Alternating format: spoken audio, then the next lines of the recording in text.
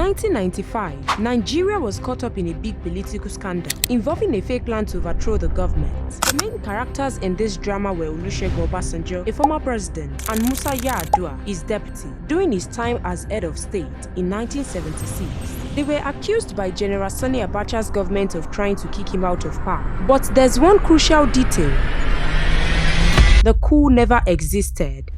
Many people believe the coup plot was made up by Abacha to get rid of his political enemies and keep holding on to power. The idea was to silence anyone who was a threat, especially Obasanjo and Yar'Adua, because they had a lot of influence and were respected in and outside Nigeria. They both ended up in jail based on evidence many thought was false. Welcome back to NaijaNews TV, where we look at the events that led to former President Olusegun Obasanjo's arrest during the Abacha regime, which almost cost him his life. The story began in 1993 when General Abacha took power. Nigeria was already in turmoil after the military annulled that year's presidential election, preventing Moshood Abiola from taking office. This decision had particularly angered the Yoruba people of southwestern Nigeria, who saw Abiola's blocked victory as a direct insult to the Yoruba tribe. Meanwhile, before General Sani Abacha seized power, Olusegun Obasanjo had called him, urging him not to pursue the cause. When Abacha later invited Obasanjo to support his government, Obasanjo refused unless Abacha set a date for military departure. He even declined to nominate anyone for Abacha's Federal Executive Council, marking himself as an early opposition figure. Obasanjo posed a unique threat to Abacha's government. As a former military leader who had willingly handed power to civilians years before, his criticisms carried weight. He traveled internationally, speaking against military rule and gathering support from other Nigerian critics. He was becoming too influential, too respected, and in Abacha's eyes, too dangerous.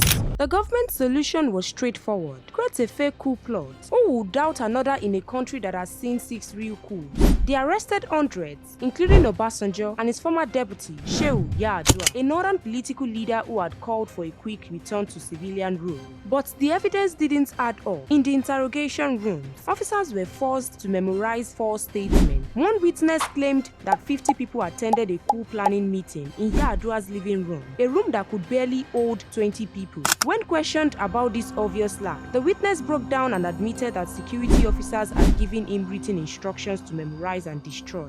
The evidence against Obasanjo came through torture. Colonel Bello Fadile, a military lawyer, was forced to sign a statement claiming he had informed Obasanjo about a coup during its planning. This coerced confession became the basis for charging Obasanjo with concealment of treason, a capital offense in Nigeria. The military trial that followed on June 19, 1995, became a mockery of justice. Obasanjo denied ever meeting with Bello Fadile, who himself tried to retract his forced confession. The court rejected this retraction. Obasanjo's imprisonment was deliberately harsh. He spent his first 4 months at Ikoyi Center in solitary confinement, literally in chains. He was then moved to Lagos Kirikiri prison, where overcrowded and unsanitary conditions led him to require hospital treatment for his hypertension and diabetes. During this time, Bello Fadile apologized to Obasanjo for implicating him, and a smuggled note explaining the situation helped demonstrate Obasanjo's innocence. The following military trial showed how far the government would go to eliminate its critics. The accused were given military lawyers, who ultimately answered to the same government prosecuting them.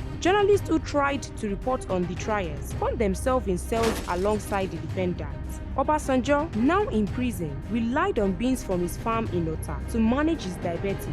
Meanwhile, the government worked overtime to convince the public the coup was real. They showed edited confession videos and paraded crying defendants before carefully choosing audiences. Inside the investigation team, some people knew something was wrong. Senior investigator Farida Waziri couldn't understand how Obasanjo, who had outranked everyone currently in power when he was in the military, could plot with soldiers who weren't even in service when he was commander-in-chief. The case was clearly fabricated, but speaking up was dangerous. These trials weren't fair. The government picked who would defend the accused, and they were often military lawyers who worked for the government. The trials were kept secret, and the whole process seemed more focused on finding them guilty rather than finding out the truth. On July 14th, Obasanjo received a 25-year sentence, while Yar'Adua and 14 others were sentenced to death. Only international pressure from US President Bill Clinton, who threatened an oil embargo, led Abacha to commute the death sentence and reduce Obasanjo's term to 15 years, while Yar'Adua got 25 years. he would die in Abakaliki prison. His health failing as he spent his final days behind bars. Prisons across Nigeria were filled with journalists, activists, and anyone who questioned the government story. Meanwhile, throughout his confinement, Obasanjo feared being poisoned, especially after speculation rose that Yar'Adua's death in 1997, while in custody, was due to deliberate poisoning. Finally, freedom came unexpectedly in June 1998 with Abacha's sudden death. The new military leader, Major General Abdulsalami Abubakar, ordered Obasanjo's release and sent a plane to return him to Ota. Abubakar then dissolved the country's existing political structure and announced plans for civilian rule, setting the stage for Obasanjo's eventual return to power through democratic means. Stay tuned to NaijaNews TV for more stories like this and share them. Drop a comment below. Many thanks for watching.